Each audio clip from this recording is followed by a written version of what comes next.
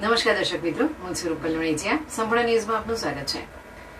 બનાસકાંઠાના થરા ખાતે આવેલી કેજી હોસ્પિટલમાં ઓપરેશન દરમિયાન 28 વર્ષીય યુવતી ભારતીબેન ઠાકોરનું મૃત્યુ થયું હોવાનો આક્ષેપ થયો છે. માંડલા ગામના પરિવારજનોએ હોસ્પિટલના ડોક્ટર પર ગંભીર બેદરકારીનો આરોપ લગાવ્યો છે. માંડલા ગામના ભારતીબેન ગણેશભાઈ ઠાકોરને 16 એપ્રિલ 2026ના રોજ સવારે 10 વાગે થરાની કેજી હોસ્પિટલમાં દાખલ કરવામાં આવ્યા હતા. બીજા દિવસે 17 એપ્રિલ 2026ના રોજ સવારે 10 વાગે તેમનું ઓપરેશન શરૂ કરાયું હતું. ઓપરેશન ચાલુ હતું તે દરમિયાન ભારતીબેનની તબિયત અચાનક બગડી હતી. ડોક્ટરે તેમને તાત્કાલિક વધુ સારવાર માટે અન્ય હોસ્પિટલમાં લઈ જવાની સલાહ આપી હતી. ત્યારબાદ કેજી હોસ્પિટલની એમ્બ્યુલન્સ મારફતે તેમને પાટણ રિફર કરવામાં આવ્યા હતા. પરિવારજનોના જણાવ્યા મુજબ ભારતીબેને રસ્તામાં જ પોતાનો જીવ ગુમાવ્યો હતો.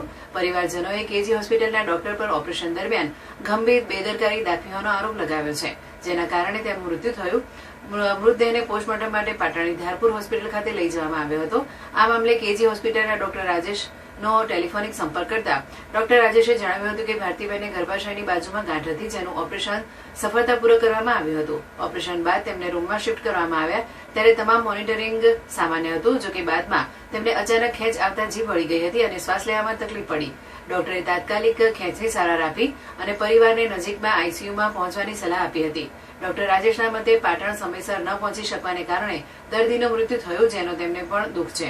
આ ઘટના અંગે થરા પોલીસ સ્ટેશનમાં એડિશનલ ડેથ દાખલ કરવામાં આવી છે. પોલીસે આ મામલે વધુ તપાસ હાથ ધરી છે.